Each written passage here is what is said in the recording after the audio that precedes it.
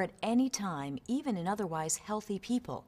That's why it's so important to know the warning signs. If you experience even one symptom, you need to call 911 right away. Don't wait. It could be a fatal mistake. Warning signs of a heart attack are pain or discomfort in the jaw, neck, or back, feeling weak, lightheaded, or sweaty, chest pain, or as often reported by women, pain or discomfort in the arms or shoulders and shortness of breath. Stroke also requires immediate medical attention.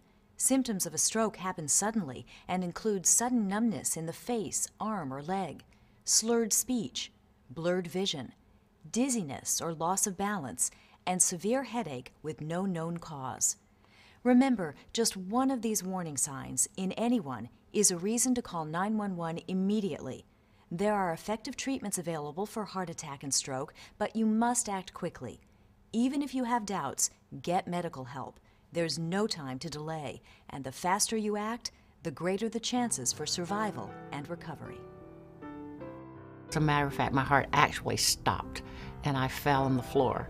And so the procedure that was going to be held the next day in a planned manner happened instantly. That's how close I came to making a terrible mistake.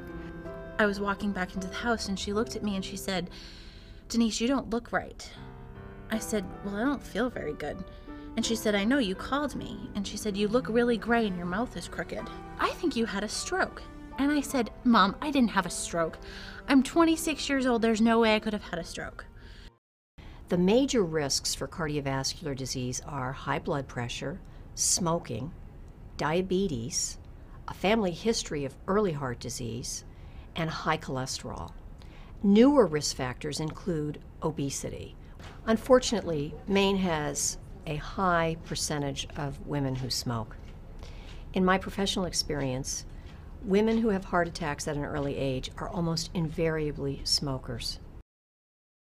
What we're seeing now, for example, is a much higher numbers of women who are affected by tobacco with heart disease and heart attacks. But when you combine cigarette smoking and tobacco with other health risks like high blood pressure or diabetes or a family history of heart disease or obesity, then that gives you many different risk factors, and they all contribute to cause illness. So tobacco use, cigarette smoking is a very big risk for women.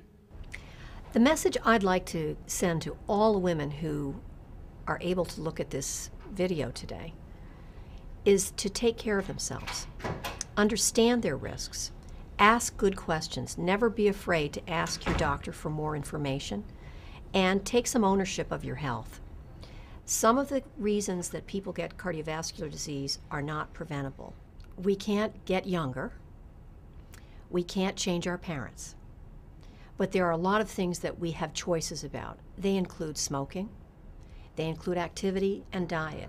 And for the diabetes, well, I take about 10 pills a day, and I test my blood or give myself an injection 3 times a day.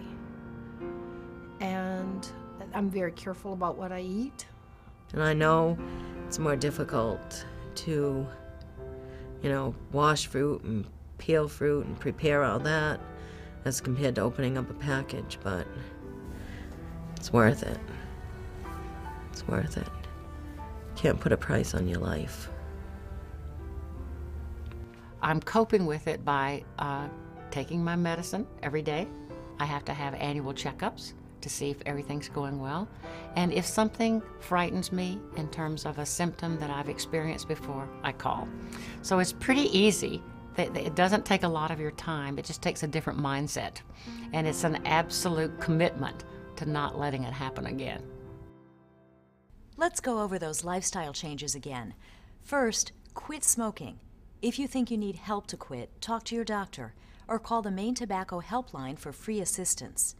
Next, be more physically active. Walking is a great way to be active. Know your numbers, blood pressure and cholesterol, and take medication if it has been prescribed. Limit the amounts of salt, sugar, and fats in your diet. And finally, get regular checkups from your doctor or primary caregiver.